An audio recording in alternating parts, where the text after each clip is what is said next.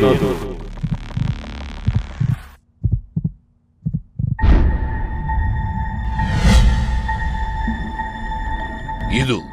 ಆಧುನಿಕ ಜಗತ್ತು.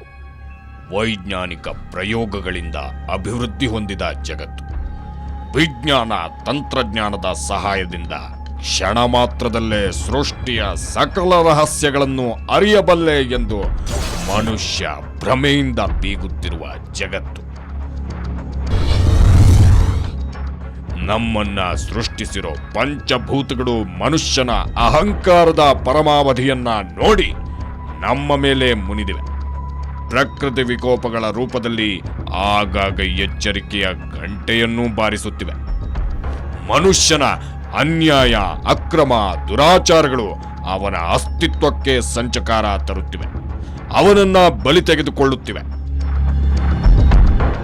ಇವೆಲ್ಲದಕ್ಕಿಂತ ದೊಡ್ಡ ದುರಂತ ಅಂದ್ರೆ ಆತ್ಮಹತ್ಯೆಗಳು ಕೂಡ ಹೆಚ್ಚಾಗುತ್ತಿವೆ.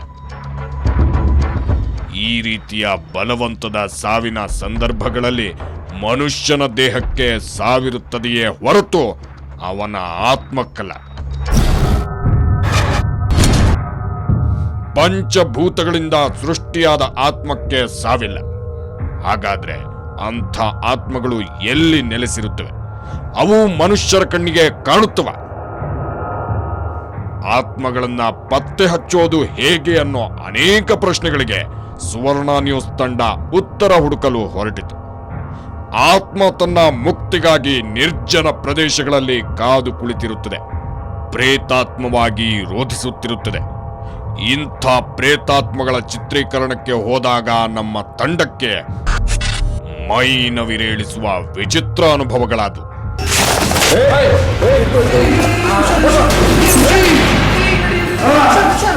ಅಂಥ ಕುತೂಹಲಕಾರಿ ಘಟನೆಗಳು ಹಾಗೂ ಮೈನವಿರೇಳಿಸುವ ಅನುಭವಗಳ ಕಥೆಯೇ ಈ ಸ್ಟೋರಿ.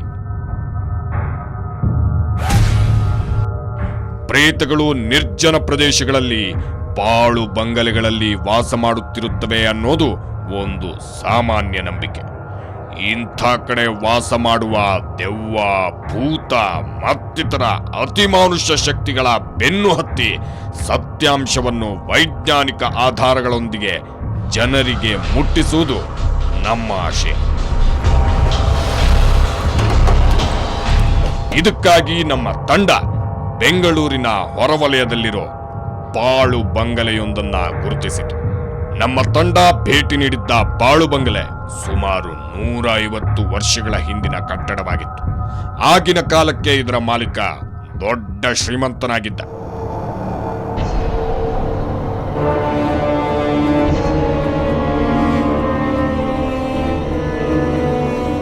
ಈ ಕಟ್ಟಡದ ಪಕ್ಕದಲ್ಲೇ ಇದರಷ್ಟೇ ಹಳೆಯದಾದ ಪುರಾತನ ಬಾವಿ ಇದೆ. ಈ ಕಟ್ಟಡಕ್ಕಷ್ಟೇ ಅಲ್ಲ, ಊರಿನ ಜನರಿಗೂ ಕೂಡ ಬಾವಿಯನ್ನ ನಿರ್ಮಿಸಲಾಯಿತು. ವಿಚಿತ್ರ ಅಂದ್ರೆ ಊರಿನ ಜನರ ದಾಹ ತಣಿಸುತ್ತಿದ್ದ ಈ ಬಾವಿ ಕ್ರಮೇಣ ಅನೇಕ ಅಚ್ಚರಿಗಳ ಗೂಡಾಯಿತು. ಕಾಲಕ್ರಮೇಣ ಈ ಬಾವಿಗೆ ಬಿದ್ದು ಜನ ಆತ್ಮಹತ್ಯೆ ಮಾಡಿಕೊಳ್ಳತೊಡಗಿದ್ರು. ಅಲ್ಲದೆ ಎಣಿಕೆಗೆ ಸಿಗದಂಥ ಅನೇಕ ಘಟನೆಗಳು ನಡೆಯತೊಡಗಿದ್ವು.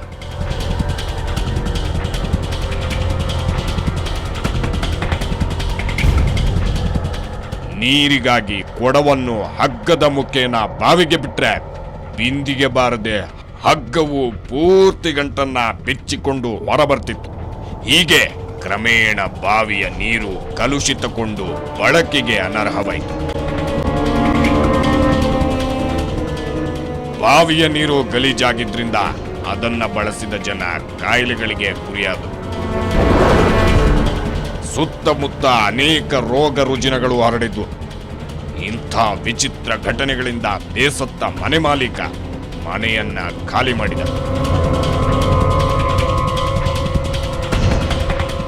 ಅನೇಕ ದಿನಗಳವರೆಗೆ ಈ ಮನೆ ಖಾಲಿಯಾಗಿಯೇ ಇತ್ತು.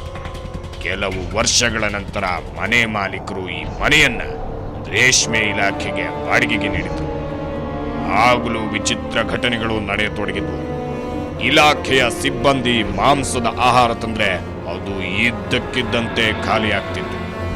ಇಂಥ ಘಟನೆಗಳು ಪದೇ ಪದೇ ನಡೆದದ್ರಿಂದ ಭಯಗೊಂಡ ರೇಷ್ಮೆ ಇಲಾಖೆಯ ಸಿಬ್ಬಂದಿ ಮನೆ ಖಾಲಿ ಮಾಡಿದ್ರು. ಇದಾದ ಹಲವು ವರ್ಷಗಳ ನಂತರ ಈ ಮನೆ ಮಹಿಳೆಯರ ಹಾಸ್ಟೆಲ್ ಆಗಿ ಬದಲಾಯಿತು. ಆಗ್ಲೂ ಕೂಡ ಹಿಂದಿನ ರೀತಿಯಲ್ಲೇ ವಿಚಿತ್ರ ಘಟನೆಗಳು ಪುನರಾವರ್ತನೆಯಾಗತೊಡಗಿದ್ವು. ಮಹಿಳೆಯರು ರಾತ್ರಿ ವೇಳೆ ಮಲಗಿದ್ದಾಗ ವಿಚಿತ್ರ ಶಬ್ದ ಕೇಳಿ ಬರ್ತಿತ್ತು. ಅದಕ್ಕಿಂತಲೂ ಭಯಾನಕ ಅಂದ್ರೆ ರಾತ್ರಿ ಒಂದು ಕೊಠಡಿಯಲ್ಲಿ ಮಲಗಿದ್ದವರು ಬೆಳಿಗ್ಗೆ ಎದ್ದು ನೋಡಿದ್ರೆ ಇನ್ನೊಂದು ಕೊಠಡಿಯಲ್ಲಿ ಇರ್ತಿದ್ರು. ಅಡುಗೆ ಮನೆಯಲ್ಲಿ ಮಾಡಿಬಿಟ್ಟಿದ್ದ ಅಡುಗೆಯೆಲ್ಲ ತಾನಾಗಿಯೇ ಖಾಲಿಯಾಗಿರ್ತಿತ್ತು. ಸುಮಾರು ಇವಾಗ 150 ವರ್ಷ ಆಗಿಬಿಟ್ಟಿದೆ ಈ ಮನೆ ಕಟ್ಟಿ. ಆ 150 ವರ್ಷದ ಒಳಗೆ ಮುಂದಾಗಿ ಒಂದು 2 ತಿಂಗಳು 3 ತಿಂಗಳು ವಾಸ ಮಾಡಿರ್ಬೋದು ಅಷ್ಟೇ. ಈಗ ಸುಮಾರು 60-70 ವರ್ಷದಿಂದ ಖಾಲಿನೇ. ಈ ವಿಷಯ ತಿಳಿದ ಗ್ರಾಮಸ್ಥರು ಈ ಮನೆಯ ಕಡೆಗೆ ಸಂಚರಿಸುವುದನ್ನು ಬಿಟ್ರು. ಮನೆ ಬಾಳು ಕೊಂಪೆ ಆಯಿತು.